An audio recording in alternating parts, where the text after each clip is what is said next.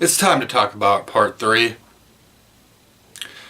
What's up, folks? Welcome to an episode of Tank Talks Movies. And today we'll be talking about Friday the 13th part 3 because it's Friday the 13th! And you know what? I've been kind of not getting these movies out on Friday the 13th. So I noticed on the calendar that Friday the 13th is going to be on this month. So I threw this thing together let's get to the movie. The movie starts off with Harold walking through the clothes where they're hanging, and he accidentally knocks over a stick, and his wife just bitches him out over something so silly. As Harold samples some of his fish's fish food, he notices one of his pet rabbits sitting in the vegetables in his store, and he grabs it and tells it, "You can't be in here. If the missus sees you, she'll turn you into a fur coat." Ha ha ha ha ha. Harold takes his rabbit back to its pen, but realizes that his other rabbits are dead, and a snake pops out and scares the bejesus out of him. He runs back to the house, and his wife is confused why. The snake scared him so hard that he had to take a crap, and Pepsi pretty much paid a lot of money for this scene to be made, so see Harold taking a shit next to Coke products. Harold walks out of the bathroom and is chopped in the chest by a meat cleaver, and his wife hears some strange sound, but is confused by it. Harold's wife is scared by a small mouse, but then she also is killed by a sewing needle. Sam and a group of friends are heading towards Sam's parents' cabin, but before they have to go there, they have to pick up their friend Vera. Valerie's mom pretty much tells them that she is not going, but then Valerie and her argue in Spanish inside the house, and then Valerie finally comes out and asks, "Okay, which one's my date?" As Sam and her group turns around to see the vans just smoking like crazy, they're thinking the van could be on fire. As they run towards the van, they end up looking inside to see what possibly could be burning. It's their two pothead. The group stops and tries to help out this old man that was laying down in the middle of the road. As they were trying to see what's wrong, the old man pulls out an eyeball and tells them. Sam goes into the cabin and is bombarded by her ex/boyfriend/best friend Rick, and he just shoves his tongue down her throat. Whoa, that seemed a little forced. No means no, Rick. If she doesn't want to, don't. You hear me? Sam walks into a room, opens up a closet door. Shelley falls out with an axe in his head, and Sam thinks he's been murdered. Sam shows where Christy and Andy will be sleeping, and Christy asks, "Well, that's a nice room, but where's the bed?" And Sam pretty much shows her that the bed is a hammock. After Rick and Sam's kind of forced the makeout session, Sam puts Rick to work by bringing up hay bales, and then they hear a scream. Everyone else comes into the room where Sam screamed in, and then Andy tickles Shelley, and he wakes up, and Sam just gets really pissed at Shelley. "You shouldn't have done that. You know better," but it's classic Shelley, though. You can't be mad at Shelley. Shelley. Valerie's heading to the store, and Shelley stops her, telling her that he's really sorry about what he did to Sam, and Valerie just drives off, then stops so Shelley can hop on it. Sam and Christy are walking through the pasture, and Sam is just venting to Christy of how much a jerk Shelley is for scaring her like that. But Christy pretty much explains to her that that's just Shelley. He doesn't mean any harm. He doesn't really know how to talk to people. Valerie and Shelly are at the store. Valerie doesn't have enough money to pay for the thing, so she asks Shelly to hand over his wallet so she can help pay. And then the wallet falls and a biker chick steps on it. The biker chick's friends grab Shelly.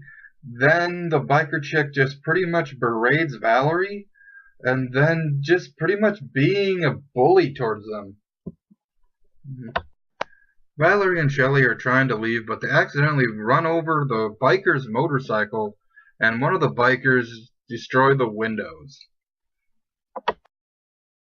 Shelly earns his badass moment by trying to drive away, but then deciding to turn around and try to run down the biker.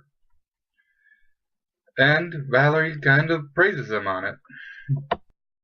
Shelly and Valerie return from the store and everyone else sees the damaged windshield and asks what happened, and Rick comes out and sees the damage and is really upset. And Shelly explains that they kind of ran into some bikers. Unknowingly to Valerie and Shelly, they were followed by the bikers and they're there to siphon their gas from their van. The biker chick swings back and forth on the rope. Biker dude number 2 is yelling at her, tell her to get out of there because they're going to cause a scene, and then she disappears off the rope. Biker dude number 2 walks around and sees biker chick stabbed in the throat with a pitchfork, and he is shocked about it. Biker dude number 2 turns around and also gets a pitchfork to the stomach. The African American biker decides to try to go toe-to-toe with Jason. It doesn't really go very well for him. Sam and Rick get some alone time away from the others, and then Sam tells the story about what happened that day. Valerie is very impressed with Shelly's juggling, and Shelly just simply asks her if she would like to make out, and she politely turns him down. The stoners are inside the barn looking for Shelly to try to scare him because he's been scaring everyone else in the house. So they're just trying to give him a taste of his own medicine.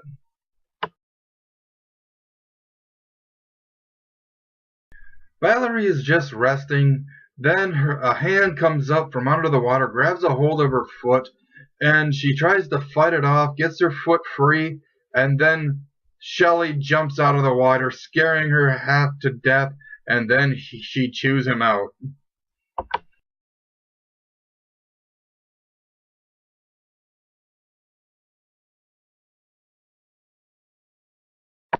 Valerie accidentally drops Shelly's wallet in the water. She goes to grab it, and then Jason shows up pointing a spear gun at her, and she thinks it's still Shelly, and then it's too late because the arrow hits her eye.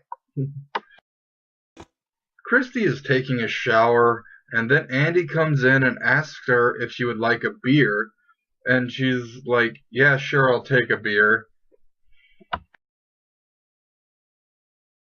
Jason takes crotch chop way too seriously. Jesus. Christy reads a magazine, then something red drips on it. She looks up to the ceiling, sees Andy split open, and then she gets stabbed through the chest.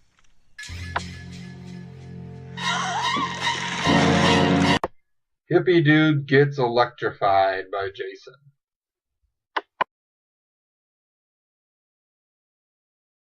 Sam, just walk a little closer. Walk a little closer to the ledge, and you'll see that Rick is in trouble. And, maybe if Jason sees you, it'll stop the situation. But, you know what? It's okay. Rick was kind of a douche. My God, that scene looks so fake. Oh, well, I guess it might have been scary at the time if it was in 3D, so... Yep. Sam is hiding in the barn from Jason, but she starts slipping and she pretty much falls on top of Jason. And she tries to escape, but the beam Jason put on the door is too heavy. Sam puts the rope around Jason's neck and pushes him over the edge and then pretty much hangs him.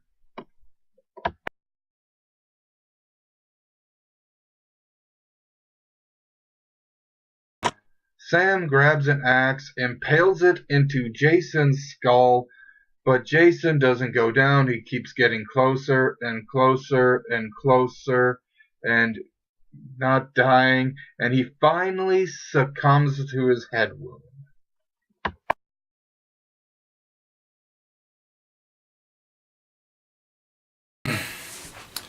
Yeah, that was Friday the 13th, Part 3. It's very interesting, and honestly, Jason gets the iconic hockey mask in this one, so till next time, my friends, I am Tank, and have a happy Friday the 13th.